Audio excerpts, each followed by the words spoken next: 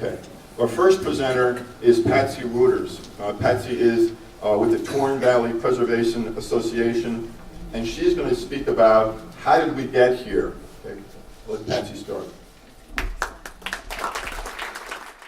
Thank you. This is Rockland County, and I don't know, I want to point out with this, there's the Ramapo River, which travels down from Orange County, and there's the Mala, which goes down the Ramapo Fault. That provides, those sand and gravel valleys provide about a third of the water that we drink. There's Lake DeForest, which is our reservoir, provides about a third. It varies. And then there's the bedrock aquifer, which provides about a third. So just to give you an idea, we have basically 3 sources of water in the county. United Water provides the water for about 90% of the people in the county. There are a lot of private wells, unknown number of private wells, but the actual amount of water that's drawn is not significant. The next slide, please. A chart of how the draws change. So the Ramapo River, if it goes below a certain level, United Water cannot draw water from it. So then it has to draw more water from Lake DeForest and the bedrock aquifer. If it draws a great deal of water from the bedrock aquifer, the water is drawn down, it has to rest the aquifer, and then it uses more from the other 2 sources. And so it shifts around.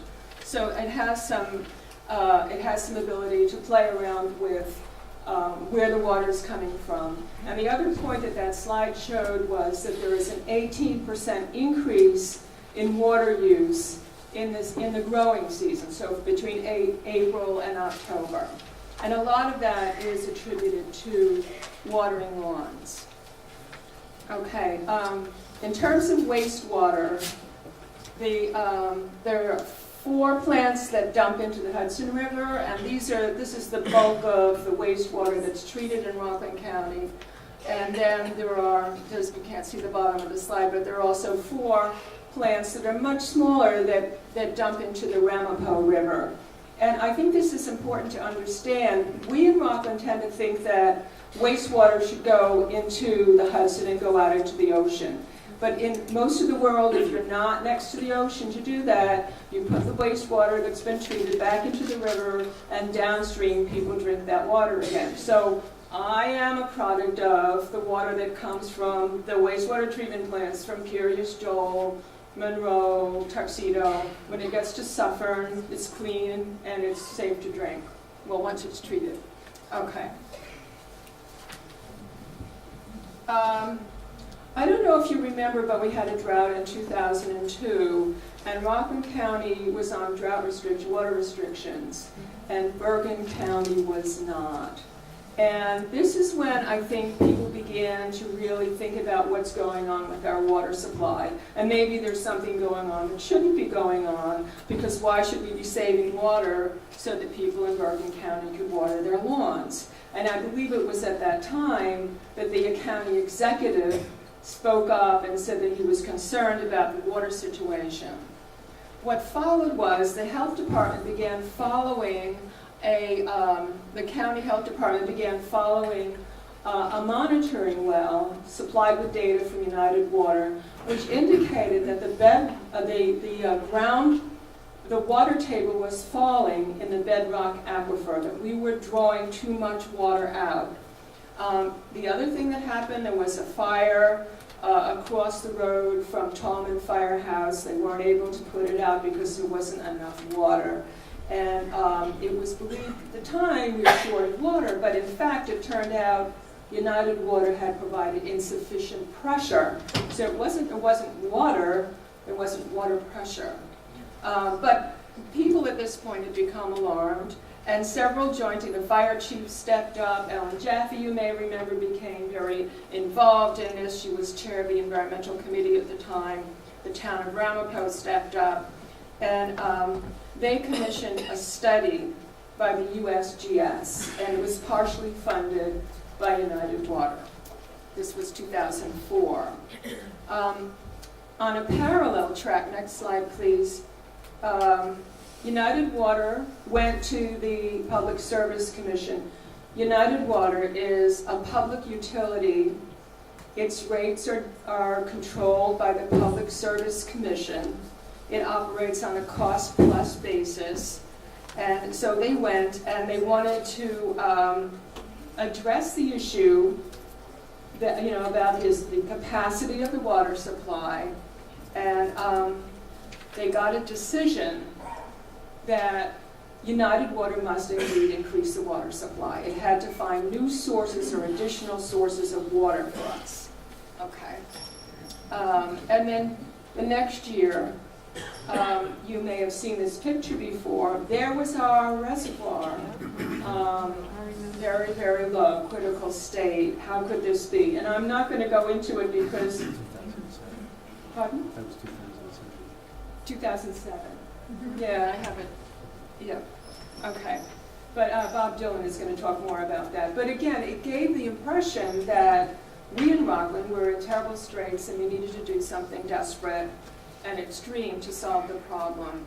And the Public Service Commission had not said how United Water should solve it. United Water came up with the idea of a desalination plant, and that was also in 2007. Perhaps not a surprise, but it was a surprise to most of us, I think. I'm not going to go into a description of the desalination plant because I'm sure that will follow. But following this, the following year, the Rockland Water Coalition was formed in response to the proposal. Next slide. Subsequently, the USGS was doing a study, Paul Heisig was doing a study, and he began giving the results out in 2010, and the report was published in 2011. And he had discovered that there was no downward trend in the bedrock aquifer. Yes, you can draw water down locally to a well or a series of wells if you overdraw from them. But year to year, the water recharges, and the bedrock aquifer is not at risk at this time. I know that this is also going to be covered later, but one of the things that stands out for me was he looked at all of those sewer plants that were dumping into the Hudson and said this is water lost. In other parts of the world, that water would be returned to the water system and would be reused, and we don't do that. So this is a continuous stream of water that we are not utilizing.